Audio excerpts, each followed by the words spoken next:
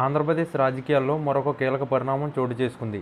YSR Congress party Rajampet MP Mithun Reddy దాఖలు చేసిన ముందస్తు బెయిల్ పిటిషన్ను ఆంధ్రప్రదేశ్ హైకోర్టు తిరస్కరించింది. దీంతో లిక్కర్ స్కామ్ వ్యవహారంలో మిథున్ రెడ్డి అరెస్టు కావచ్చనే ఊహాగానాలు ఊపందుకున్నాయి. వైసీపీ ప్రభుత్వ హయాంలో రూ. 3,200 కోట్లు విలువైన మద్యం కుంభకోణం జరిగినట్లు ఆరోపణలున్నాయి. ఇందులో మిథున్ రెడ్డి కీలక పాత్ర పోషించారని సిట్ అభియోగాలు నమోదు చేసింది. ఇన్నాళ్లు ముందస్తు బెయిల్ పిటిషన్లు కోర్టులో విచారణ ఉండడంతో ఆయన జోలికి వెళ్లలేదు. ఇప్పుడు ఈ పిటిషన్ను హైకోర్టు తిరస్కరించడంతో అరెస్టుపై ఊహాగానాలు మొదలయ్యాయి. ఆంధ్రప్రదేశ్ 2019-2024 మధ్య వైసీపీ ప్రభుత్వం అమలు చేసిన మద్యం విధానంలో భారీ ఆర్థిక అక్రమాలు జరిగాయని ఆరోపణలు వచ్చాయి. ఈ కేసులో మిథున్ రెడ్డి సహా పలువురు వైసీపీ నాయకులు నిందితులుగా ఉన్నారు. స్పెషల్ ఇన్వెస్టిగేషన్ టీం సిట్ ఈ కేసును దర్యాప్తు చేస్తుంది.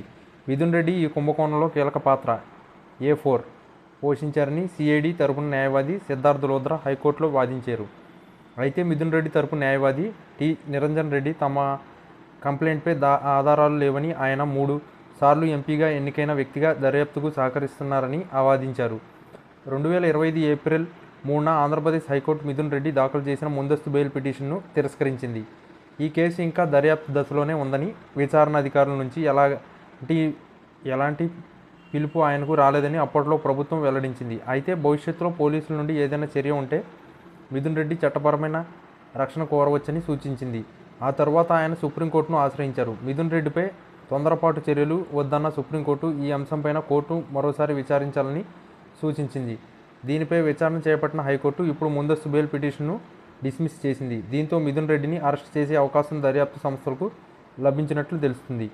ఈ కేసులో ఇప్పటికే పలువురిని సిట్ అరెస్ట్ చేసింది. ఈ కేసు కేవలం చట్టపరమైన అంశం మాత్రమే కాదు, రాజకీయంగా కూడా అత్యంత సున్నితమైన విషయం. వైసీపీ నాయకులు ఈ దర్యాప్తును రాజకీయ కక్ష సాధింపుగా ఆరోపిస్తున్నారు. మాజీ ముఖ్యమంత్రి వైఎస్ జగన్ ఈ కేసును నీచమైన రాజకీయ కుట్రగా అభివర్ణించారు. ముఖ్యమంత్రి చంద్రబాబుపై ఉన్న మద్యం కుంభకోణం కేసును బలహీనపరచడానికి ఈ ఆరోపణలు చేస్తున్నారని ఆరోపించారు. అదే సమయంలో వైసీపీ నాయకులు ఈ దర్యాప్తు సిట్ అధికారులు బలవంతంగా నీచమైన పద్ధతులు ఉపయోగిస్తున్నారని, నిరాధారమైన ఆరోపణలు తమ నాయకులను లక్ష్యంగా చేసుకుంటున్నారని ఆందోళన వ్యక్తం చేశారు.